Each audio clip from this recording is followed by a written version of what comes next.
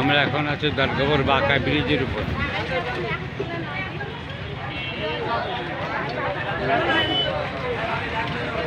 দরগাপুর সংলগ্ন বাঁকা বাজার অত্র এলাকা একটি বড় মোকাম। এখানে দূর দূরান্ত থেকে লোকজন এসে তারা বেচা কেনা করে।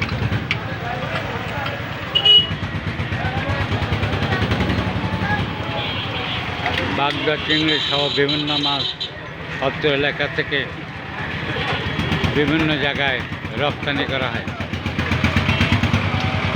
এই বাঁকা বাজারটি অত্র এলাকায় একটি বড় মোকাম। পাশে কপোতাক্ষ নদ। এটা হচ্ছে দরগাপুর বাঁকা ব্রিজ, ঝুঁকিপূর্ণ ব্রিজ। আমরা বহুবার আপনাদেরকে এই ব্যাপারে দেখিয়েছি যে ব্রিজের কী অবস্থা, যে কোনো সময় ধসে পড়তে পারে।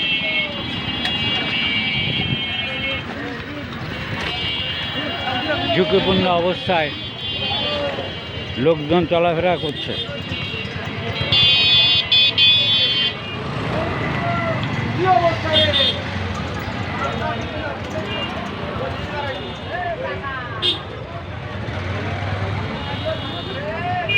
আমি আপনাদেরকে আবারও দেখাচ্ছি ব্রিজের ব্যাপারে। দেখেন, ব্রিজের তলায় কিছু নাই, রাস্তার অর্ধেক রাস্তা শেষ। ব্রিজের করুণ অবস্থা, যে কোনো সময় ধসে পড়তে পারে। আমরা আগে দেখিয়েছি বহুবার আপনাদেরকে।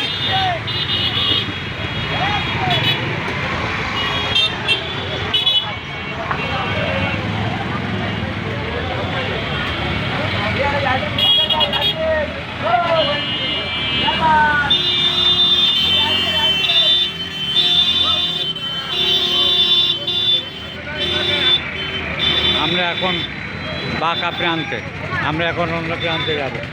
আমাদের সাথেই থাকুন। দেখেন ব্রিজের কী অবস্থা। এই ব্রিজের উপর দিয়ে ভারী যানবাহন চলাচল নিষেধ।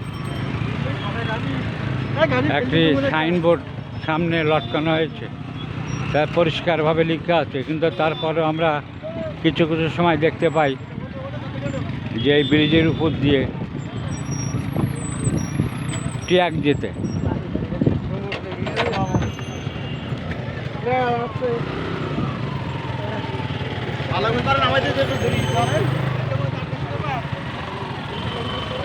লাল ফ্ল্যাগ টাঙানো হয়েছে।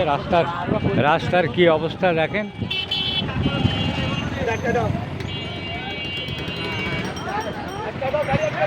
এটা হচ্ছে কপোতাক্ষ নদের অংশ।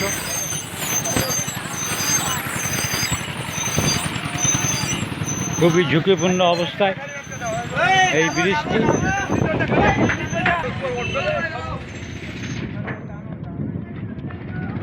উপরে আছে, ভিতরে নাই, ভিতরে ফাঁকা। রাস্তা দেখেন, রাস্তা দখল হয়ে আছে, অর্ধেক রাস্তা দখল হয়ে আছে। যে কোনো সময় বড় আকারে একটা দুর্ঘটনা ঘটতে পারে। ব্রিজের অবস্থাও করুন,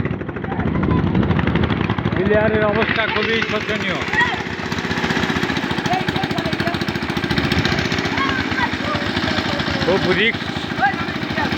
খুব রিস্কের ভিতর যানবাহন চলছে।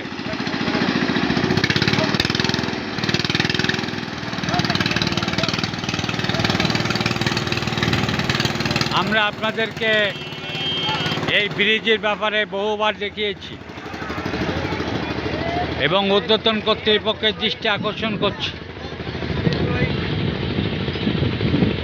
কয়েক মাস আগে এই ব্রিজের জিও ব্যাগ ফেলানো হয়েছিল আশেপাশে। সেগুলো যা ফেলানো হয়েছিল অল্প লোক দেখানো মাত্র, এতে কোনো কিছু হয়নি। এই যে সরকারি অর্থটা ব্যয় হয়েছে, আমি মনে করি এটা খালি ব্যয় করা হয়েছে। ব্রিজ রক্ষার জন্য কোনো কিছু করা হয়নি। আশেপাশে যাতে ধস না নাবে এই জন্য হয়তো করা হয়েছে, কিন্তু আসলে তো ব্রিজের তো বিশাল অবস্থা, যে কোনো সময় ভেঙে প্রাণহানি করতে পারে। এর জন্য দায়ী হবে কে? আমরা ঊর্ধ্বতন কর্তৃপক্ষকে বারবার অবহিত করেছি। আমরা বিভিন্নভাবে বিভিন্ন অ্যাঙ্গেল থেকে আমরা এই দরগাপুর বাঁকা ব্রিজটি ব্যাপারে আমরা বহুবার রিপোর্ট করেছি। জানি না কবে ঊর্ধ্বতন কর্তৃপক্ষের সুদৃষ্টি হবে। এখানে কি কোনো প্রাণহানি ঘটার পরে কি সংস্কার হবে? এইটা হচ্ছে সচেতন মহলের প্রশ্ন। আপনারা দেখেন কিভাবে একটা গাড়ি কিভাবে উঠাচ্ছে, প্রতিদিন এরকমভাবে সবসময়। আপনাকে কি দেখাবো, সবসময় এরকমভাবে লেগেই আছে। একটা মালামালের ভ্যান পর্যন্ত ঠিক মতো যেতে পারে না। এখানে 5-7 জন লোক নিয়ে তাকে ঠেলে উঠাতে হয়, বিদায় যানজটের সৃষ্টি হয়। দেখেন